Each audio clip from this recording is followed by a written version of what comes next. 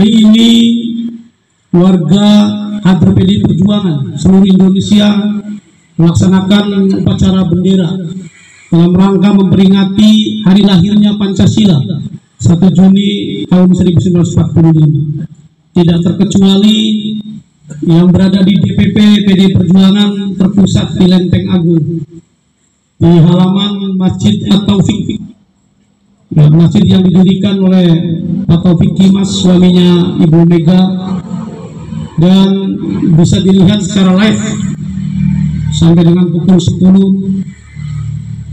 Hari ini teman-teman semua, kita melaksanakan kegiatan yang sangat rutin dan bagi PDI Perjuangan adalah sesuatu yang sangat sakral.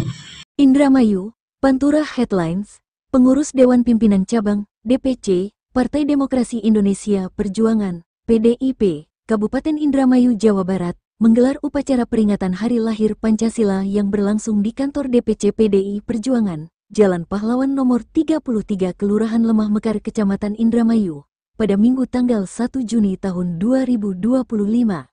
Kegiatan yang dihadiri Ketua DPC PDI Perjuangan Haji Sirojudin, Sekretaris Sahali, Bendahara Edi Fauzi, beserta anggota fraksi PDI Perjuangan DPRD Indramayu, juga para ketua PAC dan kader itu, mengenang jasa-jasa Presiden pertama Republik Indonesia Soekarno. Dalam amanatnya, Ketua DPC PDI Perjuangan Sirojudin yang juga selaku inspektur upacara, mengatakan dalam amanatnya bahwa bulan Juni merupakan bulan yang identik dengan Bung Karno, karena Bapak Proklamator itu lahir dan wafat di bulan ini.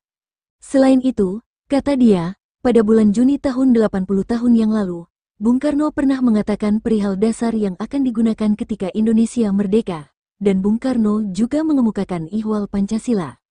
Dengan tegas di depan kadernya, Sirojudin menyampaikan bahwa Bung Karno dengan sangat gamblang dan sangat rincin bahwa kelak ketika Indonesia merdeka, kita harus mendasarkan diri, kita harus berdasarkan kepada filosofi Groundslek, yaitu dasar filsafat yang sedalam-dalamnya yang kita sebut dengan Pancasila. Bung Karno meyakini Pancasila merupakan landasan ideologi yang dapat menyatukan masyarakat yang beragam.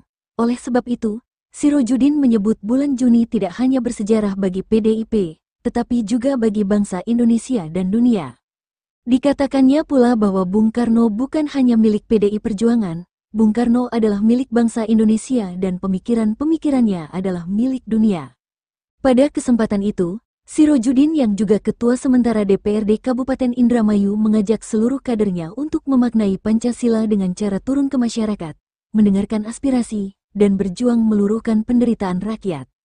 Di akhir upacara juga dilakukan pemotongan tumpeng oleh Ketua DPC Sirojudin yang diserahkan kepada perwakilan kader senior PDI Perjuangan Bung Tarsono. Adapun sebagai bentuk penghormatan terhadap lahirnya Pancasila, di hari yang sama DPC PDI Perjuangan menggelar diskusi kebangsaan dengan menggali pemikiran Bung Karno, relevansi dan konteks kritis 100 Hari Indramayu Reyang. Diskusi itu pun menghadirkan Kiai Haji Atlandaye yang merupakan pemerhati politik, Haji Edi Fauzi Ketua Fraksi PDI Perjuangan DPRD Indramayu, Haji Sirojudin yang juga Wakil Ketua DPRD Indramayu, dengan moderator Nanang Kosim Wakil Ketua DPC PDI Perjuangan Indramayu. Jangan sekali-kali merupakan sejarah atau jas merah. Ini hampir mirip. Nanti akan kita bedah. Ketua, bisa dijelaskan agenda 1 Juni pada tahun hari ini, Ketua? Baik, terima kasih teman-teman media bahwa hari ini tepat pada tanggal 1 Juni tahun 2025 bahwa Pancasila lahir ya sesuai dengan Piagam Jakarta, kemudian dianukan lagi menjadi Pancasila 1 Juni, dan hampir di seluruh Indonesia kader PDI Perjuangan melaksanakan kegiatan ini. Yang pertama itu sesuai dengan instruksi dari Ketua Umum. Satu, harus melaksanakan upacara bendera. Kedua, ada bentuk saresehan atau diskusi terkait dengan pemikiran Bung Karno.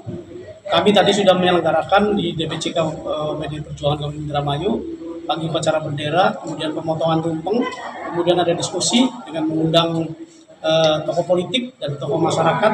Kita membedah terkait dengan pemikiran Bung Karno yang dikaitkan dengan 100 hari kepemimpinan pemerintah daerah Kabupaten Indramayu Mulki Saifuddin. Nah, menyikapi tentang apa, di antara apa sih menyikapi pemerintahan sekarang 100 hari? Ya dalam rangka kontrol lah, kontrol politik. Apalagi kami punya 12 kursi ya di DPRD Kabupaten Indramayu. Kan kalau kita memberikan sesuatu, mengingatkan kepada orang itu hal-hal yang baik, saya pikir lebih baik.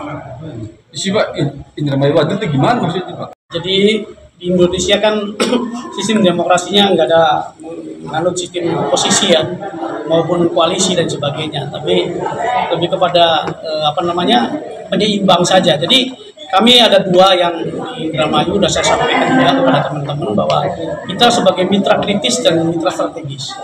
Yang dimaksud dengan mitra kritis adalah gimana pemerintah daerah program-programnya ini sangat bermanfaat bagi rakyat, maka kita akan kritisi yang untuk tidak bermanfaat ya. Sebagai mitra kritis. Sedangkan untuk yang mitra strategis ya apabila program kebijakan pemerintah daerah ini sangat bermanfaat bagi rakyat, maka kami akan mendukung. Kira-kira seperti itu.